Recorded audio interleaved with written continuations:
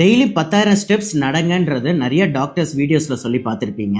அதுக்கான சயின்டிஃபிக்கான பெனிஃபிட் என்னன்றதை பார்க்கலாங்க.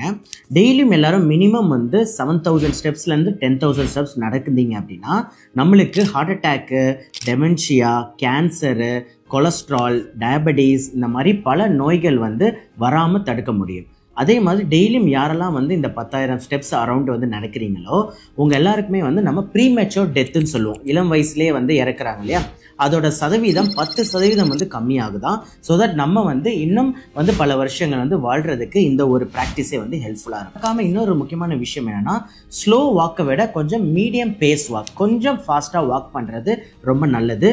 ஸோ யூஸ்வலாக எனக்கு ரொம்ப டைம் இல்லைன்னு சொல்கிறவங்களுக்கு ஒரு அரை மணி நேரம் நடங்க. மிச்சபடி நீங்கள் எப்போல்லாம் ஃபோன் பேசுகிறீங்களோ இல்லை லிஃப்ட் யூஸ் பண்ணாமல் நீங்கள் ஸ்டெப்ஸ் ஏறலாம். இந்த மாதிரி நீங்கள் வச்சுக்கிட்டிங்கன்னா நம்மளோட ஹெல்த் ரொம்பவே பெனிஃபிட்டாக இருக்கும். ஸோ இந்த மாதிரி யூஸ்ஃபுல்லான கண்டென்ட் நீங்கள் டெய்லியுமே ஃபாலோ பண்ணோம்னா நம்ம சேனலை ஃபாலோ பண்ணிக்கலாம்.